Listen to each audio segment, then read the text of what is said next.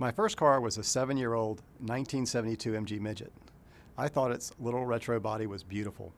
It was a round rear wheel arch car with chrome bumpers and wire wheels. It was a convertible. I was 16 years old, and my dad went with me to look at the car, which I found advertised in a local paper in my hometown, Savannah, Georgia. Yeah, I'm a Southern boy, raised in South Georgia, USA, and currently living up north in North Carolina, two of the states y'all love to make fun of.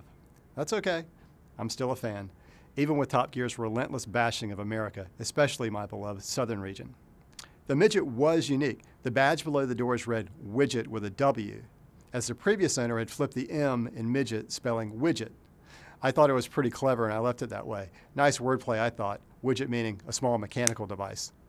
She was coffee with a lot of cream colored and was one of the safest cars in America. Safest, I say?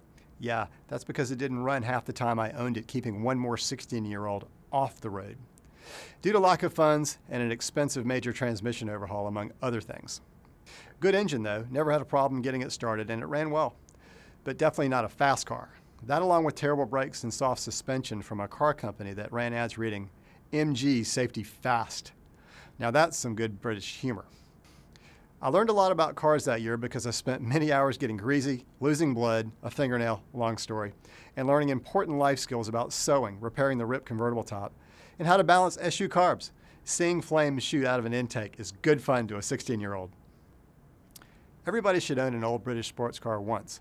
It makes you appreciate the relative reliability of just about anything else on the road.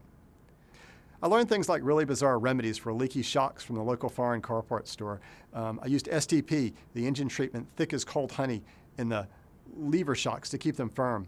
The car was a throwback to another era with lever shocks, some kind of brake failure light button switch thing on the dash. As if brake failure was something expected to happen regularly, so British Leyland put a switch front and center on the dash. I think it was just there to fill an empty space, and it really wasn't connected to anything to do with brakes, but it glowed red, and when you pushed it, it was amusing. Remember being 16? I can go on and on about windshield washer nozzles you could turn and aim sideways, allowing me to spray pedestrians as I drove by, and how I had a tall friend that could sit inside the car, and with the door closed, he could touch the ground.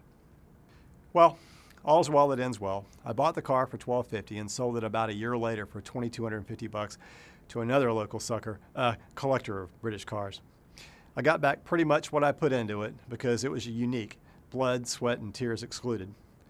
I went German next, but with a Ford badge, 1976 Ford Capri.